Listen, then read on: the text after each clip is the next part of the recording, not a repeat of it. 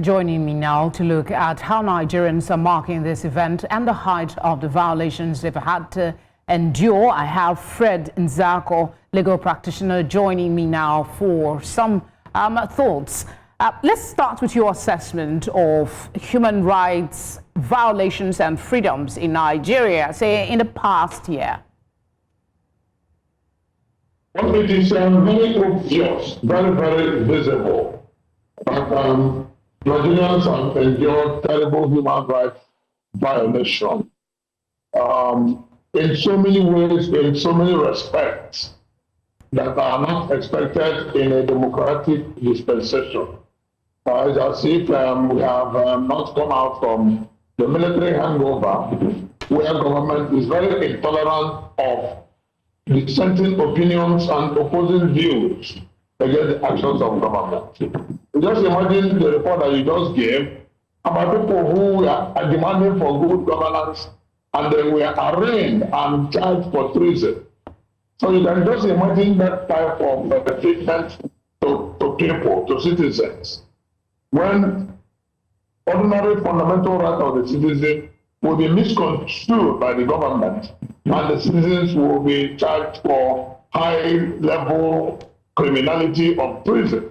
And they have endured not only prosecution that have not been diligent, but they have been kept in illegal custody for over 1 year. So it is a signpost to the fact that government does not allow the people to express themselves. And when you talk about fundamental rights of the citizen, you are talking about major freedom that comes with being a citizen and operating in a democracy. Freedom of movement, freedom of lawful assembly, freedom of expression, and so many other freedoms, including freedom to demand good governance. Because the citizen, as provided by Nigerian Constitution from section 35 to 45, you have a right to life, right to decent living, right to good health, right to existence as a citizen, and right to even lawfully assemble, and right to interact with others, and also right to proffer your own faith according to the provisions of the law. All these rights are being violated, in some cases by the government, in other cases by non-state actors. I'm curious as to your thinking as to the level of awareness we have. The Executive Secretary of the National Human Rights Commission, Professor Tony Nzeako, said something, and I want you to speak to that. He said the perception of rise in human rights violation might have been actuated by more rights awareness and reporting by victims to relevant agencies, as well as the use of social media, which he said could not have been possible during the military era.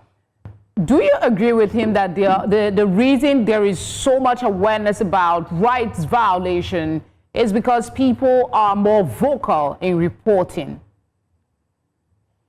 Well, that is a major factor. I agree with him. I'm trying to name Professor Tony Ojukwu, not Nzeako. Ojukwu, yes, apologies. Yes, I'm very certain that, yes, Nigeria cannot be living in isolation in a world that has become a global village where communication has improved standard of living and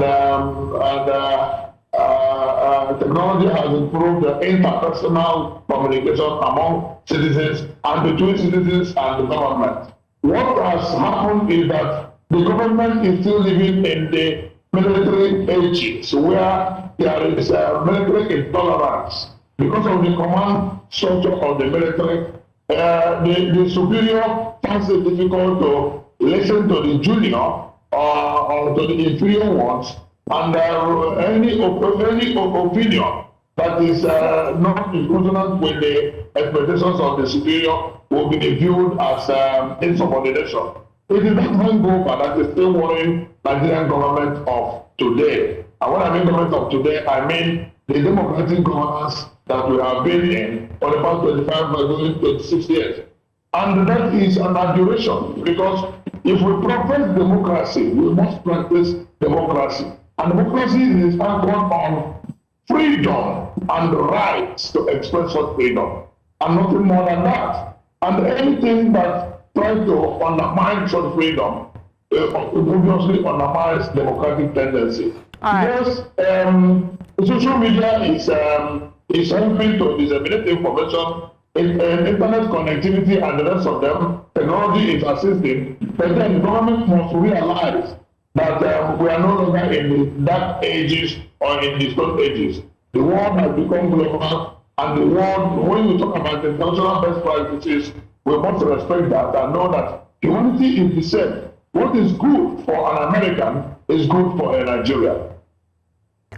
Let's look at the challenges currently, significant human rights challenges. What are the most that you can identify in Nigeria today, coming from where we were with the NSAS protest in 2020? Majorly, the major significant challenge we have is lack of intolerance. As a matter of fact, human rights violation is on two major fronts.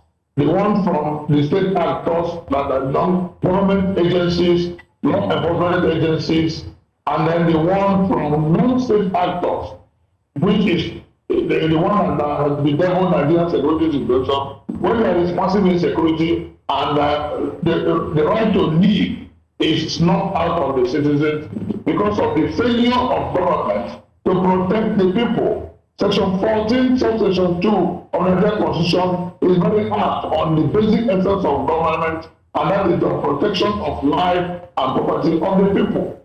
And any government that fails to do that has failed in respecting the fundamental rights of the citizens, because the citizen has surrendered his or her personal natural sovereignty to government, and the government has that responsibility to protect the citizens. A failure to protect the citizen is a breach of the fundamental rights of the citizens, because government will now stand askance while the citizens are being decimated by criminal marauders that are not state actors. That is the major challenge we have today. And when people now criticize government, they are labeled treasonable felons and be thrown to the dungeon. That must stop if we must continue on the paradigm of democracy.